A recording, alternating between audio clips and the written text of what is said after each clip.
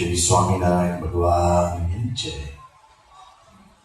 આજના આ અવસરે સૌપ્રથમ તો આપ સૌનું ખૂબ ખૂબ સ્વાગત છે. આપ સૌને સુવિદિત છે કે આપણું અમદાવાદ શહેર એક ઐતિહાસિક ધરોહર ધરાવે છે અને એક વર્લ્ડ હેરિટેજ સાઇટ તરીકે અમદાવાદનું નામ ઉભરી રહ્યું છે. પણ એમાં અમદાવાદની પોળોનો ઇતિહાસ એક અવિસ્મરણીય અધ્યાય છે. અમદાવાદ પોળ વિનાનું અમદાવાદ આપણે કલ્પી શકતા નથી. તો એ અમદાવાદની જે પ્રાચીન પોળો હતી એમાંની એક પોળ, કદાચ ઓછામાં ઓછી 350 વર્ષ જૂની આ પોળ એ આંબલીવાળી પોળ છે. અને એ આંબલીવાળી પોળને એના જૂના આર્કિટેક્ચરને બરાબર સમજીને એ આંબલીવાળી પોળનું રિનોવેશન કરીને એનું જ્યાં નવસર્જન કરવામાં આવ્યું છે એવી એક ઐતિહાસિક પોળમાં આપ સૌ અહીંયા ઉપસ્થિત છો. આ પોળનું ઘણી દ્રષ્ટિએ મહત્વ છે. પણ અહીંયા બીએપીએસ સ્વામિનારાયણ સંસ્થાના સ્થાપક બ્રહ્મસ્વરૂપ શાસ્ત્રીજી મહારાજ ખૂબ પધારતા. કારણ કે આ પોળની અંદર એમના હરિભક્તો રહેતા હતા અને હરિભક્તો એમને આ પોળમાં જ ઉતરવા માટે નિમંત્રિત કરતા હતા. એટલે આ પોળમાં શાસ્ત્રીજી મહારાજ અવારનવાર પધારતા હતા.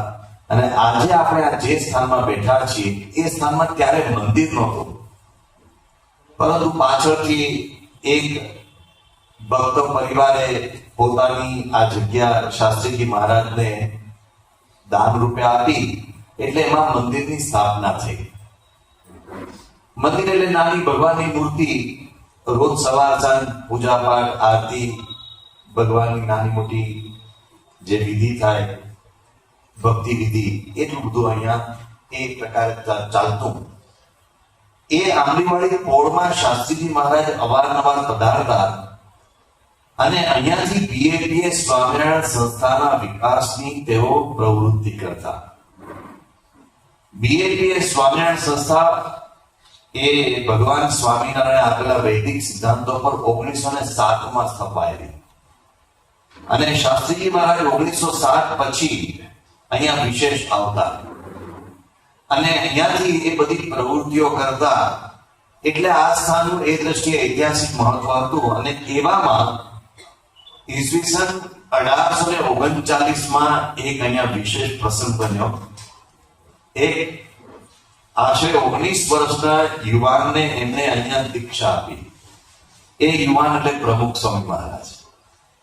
પ્રમુખ સ્વામી મહારાજ તો વડોદરા પાસેના ચાણસદ ગામમાં જન્મેલા. અને એક શાસ્ત્રીજી મહારાજની ચિઠ્ઠી ગઈ કે તમે સાધુ થવા આવી જાઓ, એટલે ચિઠ્ઠીના આધારે તેઓ નીકળી ગયેલા અને અહીંયા પધારેલા. અને એમને અહીંયા 1939ની કાર્તિક સુદ એકાદશીએ આ જ પોળમાં પહેલું, આપણે દરવાજામાંથી દાખલ થઈ પહેલું જ મકાન છે, એ પહેલા મકાનના મેળા ઉપર એમને પ્રમુખ સ્વામી મહારાજને એમને દીક્ષા આપેલી. એટલે એ ઐતિહાસિક એક અવસરે બન્યો. ત્યાર પછી શાસ્ત્રીજી મહારાજે પ્રમુખ સ્વામી મહારાજને સંસ્કૃતનો અભ્યાસ કરવા માટે અહીંયા રાખેલા. આ પોળમાં જ શાસ્ત્રીજી મહારાજે એમને રહીને આ પોળમાં ભિક્ષા માંગીને પોતાનો નિર્વાહ કરીને સંસ્કૃત ભણવાની આજ્ઞા કરેલી. એટલે આ પોળના એક ઘરે શાસ્ત્રીજી મહારાજની આજ્ઞાથી પ્રમુખ સ્વામી મહારાજે ભિક્ષા પણ માંગેલી છે. એક પરિવાર સાથે એમનો નાતો, અને એ નાતો તેઓ વિશ્વવંદનીય બન્યા પછી પણ એવો ને એવો રહ્યો. એટલે પ્રમુખ સ્વામી મહારાજ વિશ્વવંદનીય સંત વિભૂતિ બન્યા પછી જયારે આ પોળમાં પધારે ત્યારે આ એક પરિવાર સાથેનો નાતો તાજો કરે. તો એ વિદ્યાભ્યાસ એમને જે કર્યો, સંસ્કૃતમાં તેઓ શાસ્ત્રી બન્યા, એ પણ આ પોળમાં રહીને બન્યા. અને આ જ પોળમાં 1950માં નીચે આત્માના મોટા ભાગે ત્યાં આ બધા જઈને આવ્યા છો, એ સ્થાનમાં એક નાની એવી એ જગ્યા ઓસરી, એમાં પ્રમુખ સ્વામી મહારાજને શાસ્ત્રીજી મહારાજે આ સંસ્થાના પ્રમુખ તરીકે નિયુક્ત કર્યા. એક ઇતિહાસની દ્રષ્ટિએ કહું તો બીએપીએસ સ્વામિનારાયણ સંસ્થા 1907 સ્થપાયેલી. ત્યાર પછી બોમ્બે ચેરિટેબલ એક્ટ આવ્યો, એ પ્રમાણે એનું ચેરિટી કમિશનમાં રજીસ્ટ્રેશન થયું, એટલે આ વિધિવત સંસ્થા તરીકે રજીસ્ટર થઈ. અને સંસ્થાના સ્થાપક તરીકે શાસ્ત્રીજી મહારાજ, જેમનું સાચું નામ તો યજ્ઞપુરુષદાસજી હતું, પણ શાસ્ત્રીજી મહારાજ તરીકે વિખ્યાત હતા. એમણે વિધિવત પહેલા પ્રમુખ તરીકે પ્રમુખ સ્વામી મહારાજને નિયુક્ત કર્યા. આમ તો શાસ્ત્રીજી મહારાજ સ્થાપક હતા, એટલે સ્થાપક પ્રમુખ તો એ નેચરલી હતા જ, પરંતુ એમને પ્રમુખ તરીકે એમને ત્યારે પોતાની જાતને બતાવી નહોતી. તો વિધિવત first president of BAPS Swaminarayan સંસ્થા એ પ્રમુખ સ્વામી મહારાજને આ બોર્ડમાં એમણે નિયુક્ત કર્યા. અને આ બોર્ડમાં એમણે જે દિવસે નિયુક્ત કર્યા તે દિવસે આશરે 70 જેટલા હરિભક્તો હતા બીએપીએસ સંસ્થાના. તો પ્રમુખ સ્વામી મહારાજને એક પ્રવચન કરવાનું કહ્યું શાસ્ત્રી મહારાજે કે હવે તમે આ પ્રસંગે કંઈ બોલો. ત્યારે પ્રમુખ સ્વામી મહારાજની ઉંમર માત્ર 28 વર્ષની હતી, અને 28 વર્ષની ઉંમરે એમણે એક પ્રતિજ્ઞા લીધી એ સભામાં કે મારા દેહની પરવા કર્યા સિવાય હું જીવનના અંત સુધી મારું કર્તવ્ય બરાબર બજાવીશ. એવી એમણે પ્રતિજ્ઞા લીધેલી, અને એ પ્રતિજ્ઞા એમણે જીવનભર એનું પાલન કરીને બતાવ્યું. તો એ પ્રમુખ સ્વામી મહારાજે જ્યારે પ્રતિજ્ઞા લીધી, શાસ્ત્રીજી મહારાજે આશીર્વાદ ઉચ્ચાર્યા, ત્યાર પછી સભામાં ભોજન સમારંભનો કાર્યક્રમ હતો. ભોજન સમારંભ પૂરો થયો એટલે જે 70-80 જેટલા હરિભક્તો હતા એ બધા એમની એંઠી થાળીઓ મીઠામાં મૂકીને સૌ જવા લાગ્યા. એ બધા નીકળી ગયા. પણ બીએપીએસ સંસ્થાના ફર્સ્ટ પ્રેસિડેન્ટ પ્રમુખ સ્વામી મહારાજે પોતાની નિયુક્તિ પછી પહેલું સેવાનું કામ કર્યું તો એ બધા હેઠા વાસણો કટવાનું. એમણે હમણાં જ એમની નિયુક્તિ થઈ છે, એટલે કે હજુ 1 કલાક પણ નથી વીત્યો, ત્યાર પછી કછોટો મારી અને એ અહીંયા નીચે ચોકડી છે, અત્યારે પણ ચોકડી છે, ત્યાં એમણે વાસણ ઉટકવાની સેવા, બધાના હેઠા વાસણ એમને ઉટક્યા, બધા જતા રહ્યા, પણ હેઠા વાસણ મેં એકલા પૂરા કર્યા અને ઉટક્યા. એ એમનો સેવાનો ગુણ જીવનના અંતિમ શ્વાસ સુધી રહ્યો. પ્રમુખ સ્વામી મહારાજને કોઈ પૂછ્યું કે તમે સંસ્થાના અધ્યક્ષ થયા, પ્રેસિડેન્ટ થયા હતા, તમે કોઈ 5 જણને કહ્યું તો કોઈ બીજા 5 જણ પણ ઉટકી નાખત વાસણ તે દિવસે તો કમ સે કમ. તો પ્રમુખ સ્વામી મહારાજે સુંદર જવાબ આપ્યો કે આપણે પ્રમુખ થયા એટલે સેવક થોડા મટી ગયા, આપણે સેવક જ છીએ. એ ભાવ પ્રમુખ થયા એટલે કે મટી નથી જવાનો. તો એ પ્રમુખ સ્વામી મહારાજે ત્યાંથી સેવા ધર્મ ઉપાડ્યો, એ એમણે જીવનમાં સતત વિસ્તાર્યો, અને એમનું સેવાનું ક્ષેત્ર એ વાસણ ઉટકવાથી માંડી વાસણ ઉટકનારાઓ સુધી પહોંચ્યું, અને દુનિયાના છેવાડાના માણસો સુધી તેઓ પહોંચ્યા. એમણે આસમાનને આંબે એવા મંદિરો પણ રચ્યા, જેમાં દિલ્હીનું અક્ષરધામ એક સંસ્કૃતિ ધામ, કે આજે એમના આશીર્વાદથી અબુધાબીનું મંદિર રચાયું છે. એમના સંકલ્પ પ્રમાણે અમેરિકામાં વિશ્વનું સૌથી મોટામાં ભારત બહારનું મંદિર અમેરિકામાં રોકેશનમાં રચાયું છે. એવા એમણે અનેક કાર્યો કર્યા. જ્યાં સ્વામી વિવેકાનંદજીએ સંબોધન કર્યું શિકાગો શહેરમાં, પથ્થરમાંથી પારંપરિક પહેલું મંદિર પ્રમુખ સ્વામી મહારાજે બનાવ્યું. દુનિયાના 5 ખંડોમાં સનાતન ધર્મની ધજા પ્રવર્તાવવા માટે, ફરકાવવા માટે અનેક આયામો કર્યા. તો એવા પ્રમુખ સ્વામી મહારાજે માનવ સેવાના ક્ષેત્રમાં પણ કોઈ ક્ષેત્ર બાકી રાખ્યું નહીં. ભૂકંપ આવ્યો તો પહેલા દોડ્યા પ્રમુખ સ્વામી મહારાજ. કચ્છમાં સવારે લગભગ 8:15 વાગે ભૂકંપ આવ્યો અને આખું ભુજ તબાહ થઈ ગયું, જેના આપ સૌ એનાથી સુપેરે માહિતગાર છો. પણ 8:15 વાગે ભૂકંપ આવ્યો અને બપોરે ભુજવાસીઓને પહેલો ખોરાકનો પડ્યો પ્રમુખ સ્વામી મહારાજે પૂરો પાડ્યો. તો એ પ્રમુખ સ્વામી મહારાજની વિશેષતા. સુનામીમાં હજુ તો દક્ષિણ ભારતીયો જાગે પહેલા પ્રમુખ સ્વામી મહારાજ પહોંચ્યા, અને દક્ષિણ ભારતમાં છેક ચેન્નાઈના એ સમુદ્ર કિનારે, તામિલનાડુના સમુદ્ર કિનારે એમણે આ સેવાઓ કરી, ઓરિસ્સામાં સેવાઓ કરી, ગરીબ આફ્રિકાવાસીઓ સુધી પણ તેમણે સેવાઓ કરી, આદિવાસીઓની સેવા કરી. એ દલિતો અને પછાતો, જેને આપણે જનજાતિ અને અનુસૂચિત જાતિ, એ દરેક છેવાડાના માણસ સુધી તેઓ પહોંચ્યા.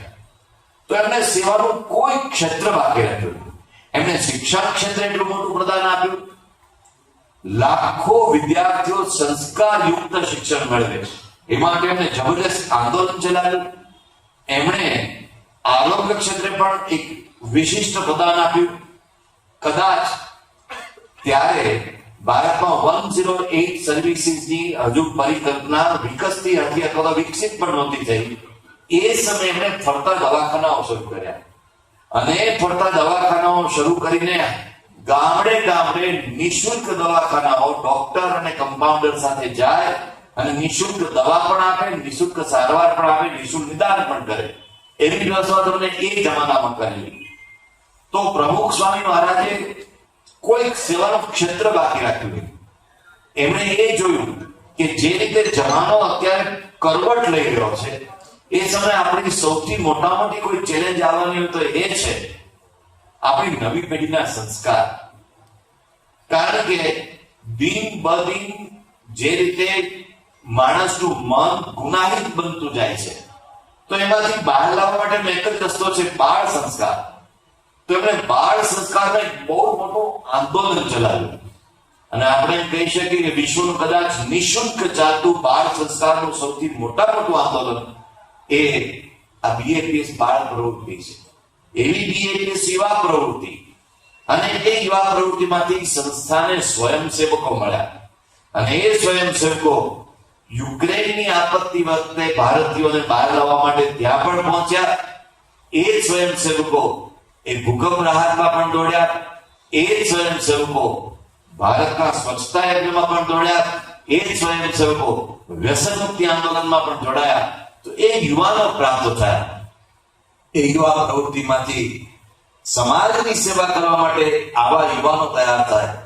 અને મને કહેતા ગૌરવ થાય છે કે એમાંથી ઘણા યુવાનોએ પોતાનું જીવન સમર્પિત કરીને ભગવા વસ્ત્રો પણ પહેર્યા. સનાતન ધર્મના ઉત્કર્ષ માટે એક સામુદાયિક એક લોક સેવાની પ્રવૃત્તિ કરવા માટે ઘણા યુવાનોએ ભગવા પહેર્યા. એ ભગવા પહેરનારામાં વિશ્વની શ્રેષ્ઠ યુનિવર્સિટીઓમાં ભણેલા યુવાનો પણ છે.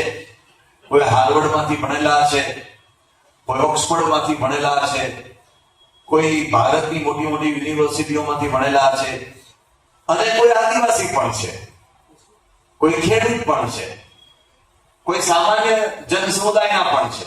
પણ એ બધા યુવાનોએ પોતાની જાતને સમર્પિત કરી અને સમાજના ઉત્કર્ષ માટે પોતાના લોહીના એક બૂંદનો ઉપયોગ કર્યો છે. તો બીએપીએસ સ્વામિનારાયણ સંસ્થાને સંતવૃંદ આજે જે એક પ્રતિભા સંપન્ન સંતવૃંદ થયું છે, જે વિશ્વભરમાં એક આંદોલન ચલાવી રહ્યું છે આધ્યાત્મિકતાનું, એ પણ પરમ પૂજ્ય પ્રમુખ સ્વામી મહારાજની બહુ જ મોટી ભેટ છે. તો પ્રમુખ સ્વામી મહારાજના પ્રદાનોની એક લાંબી શૃંખલા આપણે કહી શકીએ તેમ છીએ. અત્યારે આપણે એ બધી વાતો ઉપર નથી જતા, પણ એમણે એક પ્રમુખ તરીકે, એક સંસ્થાના વડા તરીકે નહીં, પણ એક સમાજના મુખ તરીકે એમણે જે કંઈક કાર્યો કર્યા છે, એ કાર્યોનું સ્મરણ કરવાનો અને કાર્યોને બિરદાવવાનો અવસર એટલે આ પ્રમુખ વર્ણી મહોત્સવ. પ્રમુખ વર્ણી અમૃત મહોત્સવ એટલે કે પ્રમુખ સ્વામી મહારાજને પ્રમુખ તરીકે નિયુક્ત કરીને 75 વર્ષ પૂર્ણ થયા. તો એક સ્વાભાવિક વિચાર આવ્યો બધાને કે આ પ્રમુખ સ્વામી મહારાજ એ કોઈ થઈ ગયા, એ કોઈ વ્યક્તિ હતા એ માટે એમનું સ્મરણ નથી કરતા, પણ એમની લેગસી જીવંત રહેવી જોઈએ, એમનો વારસો જીવંત રહેવો જોઈએ. એ વારસો સેવાનો વારસો, સંસ્કારોનો વારસો. નવી પેઢીને સતત એક જાણ થવી જોઈએ કે આપણા પૂર્વજો, આવા મહાપુરુષો કે જેમણે પોતાના જીવન દ્વારા આપણને પ્રેરણા આપી છે, એનો વારસો આપણે જાળવવાનો છે. એ હેતુથી આ પ્રમુખ વર્ણી મહોત્સવ ઉજવવામાં આવી રહ્યો છે. પ્રમુખ વર્ણી અમૃત મહોત્સવનો પર્પસ એ છે કે પ્રમુખ સ્વામી મહારાજ આપણને જે પ્રદાનો આપી ગયા છે, એ પ્રદાનોની દિશામાં આપણે પણ કંઈક આગળ વધીએ અને આપણે પણ જીવનમાં કંઈક સામાજિક સેવાના ક્ષેત્રમાં, આધ્યાત્મિક દિશામાં આપણે પણ બે પગલા માંડીએ. તો એવા હેતુથી આ પ્રમુખ વર્ણી અમૃત મહોત્સવ યોજવામાં આવ્યો. ઘણા બધા વિચારો થાય કે પ્રમુખ વર્ણી અમૃત મહોત્સવ ક્યાં ઉજવવો, સ્થળ કયું રાખવું?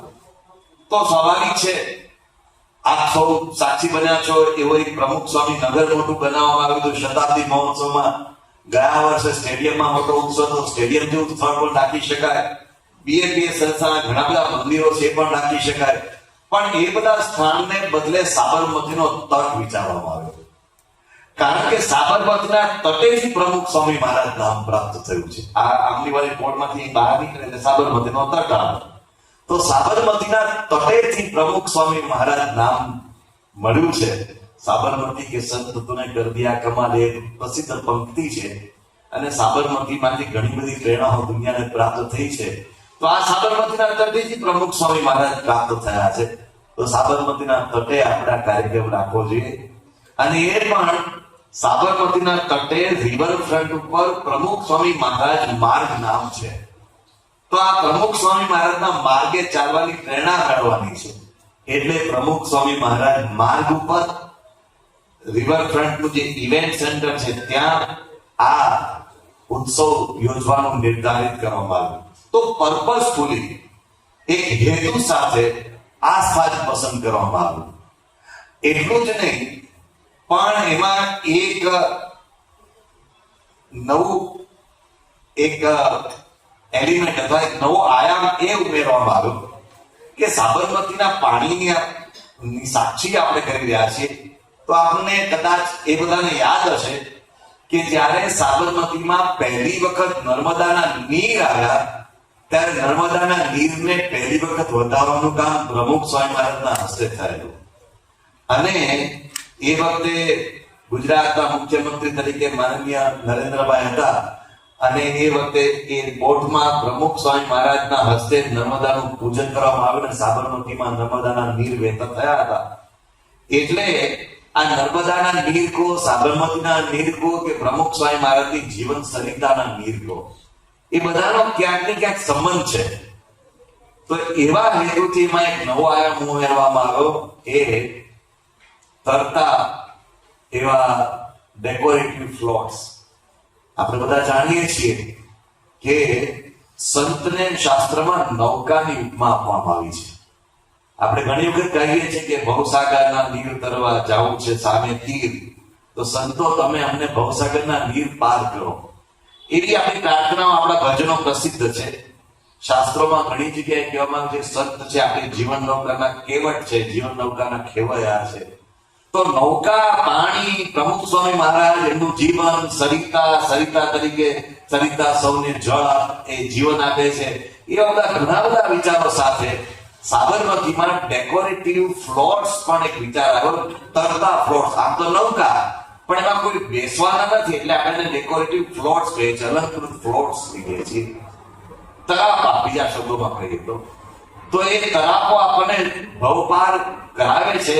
એવા આશય સાથે પ્રમુખ સ્વામી મહારાજના જે સંત ગુણો છે એની સ્મૃતિ થાય એવા ફ્લોટ્સ ડેકોરેટિવ વિચારવામાં આવ્યા. અને પ્રમુખ સ્વામી મહારાજના પ્રમુખ તરીકેના 75 વર્ષ થાય છે, એટલે 75 ગુણો અને શાસ્ત્રમાં બધા થઈને ગયા છે એ અલગ અલગ બધા આપણે ગુણો એકત્રિત કર્યા. તો 39 પરમાત્માના ગુણો, 39 સંતના લક્ષણો, એ બધા થઈને 80 લક્ષણોનું સુંદર ત્યાં દર્શન થાય એવા ડેકોરેટિવ ફ્લોટ્સ વિચારવામાં આવ્યા. એ ડેકોરેટિવ ફ્લોટ્સ પાછળ પણ ઘણા બધા વિચારો થયા કે કેવી રીતે આપણે એક તળાવ પર મૂકી દઈએ તો ચાલે, તળાવ પર પ્રમુખ સ્વામી મહારાજની મૂર્તિ મૂકી દઈએ તો ચાલે, ઘણું બધું થઈ શકે. પણ એક વિચાર એવો આવ્યો કે એ તળાવો સંતના સદગુણોની સુવાસ ફેલાવે છે. એટલે સંતના સદગુણોની સુવાસ ફેલાવતા ફ્લાવર્સ, ફૂલો, ડેકોરેટિવ ફૂલો, રાત્રે એ ફૂલોનો ઝગમગાટ અનુભવાય એટલા માટે ગ્લો ફ્લાવર્સ, જેને આપણે ગ્લો ગાર્ડન કહીએ, ગ્લો ફ્લાવર્સ એ વિકસાવવામાં આવ્યા. એટલે એ જે તરાપો તૈયાર કરવામાં આવ્યો એની ખરેખર જોવાની મજા રાત્રે છે. તો એ દિવસ દરમિયાન પણ સાબરમતીના નીરમાં તરશે. એટલે કે સરદાર બ્રિજથી માંડીને એલિસ બ્રિજ વચ્ચેના એ પટમાં આ પ્રમુખ સ્વામી મહારાજના ગુણો સાથે, એમની છબી સાથે એ ફ્લોટ્સ 75 ફ્લોટ્સ તરશે, જેમાં સુંદર મજાના ડેકોરેટિવ ફ્લાવર્સ પણ મૂકવામાં આવ્યા છે. એ આપ ત્યાં નિહાળી શકશો. અને લોકો પસાર થતા હશે રિવરફ્રન્ટ ઉપરથી કે એલિસ બ્રિજ ઉપરથી કે અટલ બ્રિજ ઉપરથી કે સરદાર બ્રિજ ઉપરથી, એમને ફ્લોટ્સની સાથે પ્રમુખ સ્વયંના ગુણોનું પણ દર્શન ત્યાં અનુભવાશે. એના ગુણોના બધા એવા નામાંકન પણ આપણને ત્યાં જોવા મળશે. તો આ બધી એવી બાબતો છે કે લોકોમાં આપણે હંમેશા આજે સમાજમાં નેગેટિવ આંદોલનો પ્રસરવાનું એ સામાન્ય બન્યું છે. કારણ કે કંઈક ને કંઈક ક્રાઇમની વાતો બધી ચાલતી, પણ જીવનમાં કંઈક ગુણો પણ ધારણ કરવાના છે. એવી લોકોને પ્રેરણા પ્રાપ્ત થાય એના માટેનો આ એક પ્રયાસ છે. અને પ્રમુખ સ્વામી મહારાજના આ પ્રમુખ વર્ણી અમૃત મહોત્સવે દુનિયાભરમાંથી હરિભક્તો આવવાની ઈચ્છા કરે. સ્વાભાવિક છે કે પ્રમુખ સ્વામી મહારાજ એ લાખો હરિભક્તોના અને લાખો જન સમુદાયના એ હૃદયની ધડકન બન્યા છે. એટલે બધાને ઈચ્છા હોય કે અમે આવીએ, પરંતુ આપણી રિવરફ્રન્ટની જે સ્થળ સંકોચની એક મર્યાદા છે, એક સ્થળની મર્યાદા છે, અમુક લોકોને સંભાવી શકાય એ હેતુથી અહીંયા વિશેષ રૂપે અમદાવાદના હરિભક્તોને નિમંત્રિત કરવામાં આવ્યા છે. અને બાકી દુનિયાભરના હરિભક્તોને વિનંતી કરવામાં આવી છે કે BAPS.org પરથી અને આસ્થા ભજન ચેનલ પરથી આનું જીવન પ્રસારણ થવાનું છે, અને અન્ય ટીવી ચેનલોના માધ્યમથી પણ જીવન પ્રસારણ થવાનું છે. તો આપ સૌ એ જીવન પ્રસારણને ઘરે બેઠા માણજો. કારણ કે નહીતર એટલી બધી ભીડ થાય કે જેને કારણે આપણે ઘણી બધી અવ્યવસ્થા સર્જાઈ શકે. તો એ રીતે BAPS સંસ્થાના હરિભક્તોને એ વિનંતી કરવામાં આવી છે, જેને અનુસરીને આપણી બેઠક વ્યવસ્થા કરવામાં આવી છે. અને આ પ્રસંગે અમારા માટે સૌથી આનંદની વાત છે કે પ્રમુખ સ્વામી મહારાજે જેમને પોતાનું પ્રમુખ પદ અર્પણ કર્યું છે એવા પરમ પૂજ્ય મહંત સ્વામી મહારાજ આ પ્રસંગે ખાસ ઉપસ્થિત રહેવાના છે. પરમ પૂજ્ય મહંત સ્વામી મહારાજ વર્તમાન સમયે BAPS સંસ્થાના અધ્યક્ષ અને ગુરુપદ વિરાજે છે. અને તેઓ પ્રમુખ સ્વામી મહારાજના એક સ્વરૂપ તરીકે લાખો ભક્તોને આધ્યાત્મિક અને સાંસ્કૃતિક માર્ગદર્શન આપી રહ્યા છે. તો એમની ઉપસ્થિતિમાં આ અવસર યોજાયો છે. અને આપને જણાવતા એ પણ આનંદ થાય છે કે આ પ્રસંગે ભારતના ગૃહમંત્રી માનનીય શ્રી અમિતભાઈ શાહ પધારવાના છે, ગુજરાતના મુખ્યમંત્રી શ્રી ભૂપેન્દ્રભાઈ પધારવાના છે, ગુજરાતના નાયબ મુખ્યમંત્રી શ્રી હર્ષભાઈ સંઘવી પધારવાના છે, અને બીજા ઘણા બધા મહેમાનો પધારવાના છે. તો આ રીતે આ પ્રમુખ વર્ણી અમૃત મહોત્સવ છે.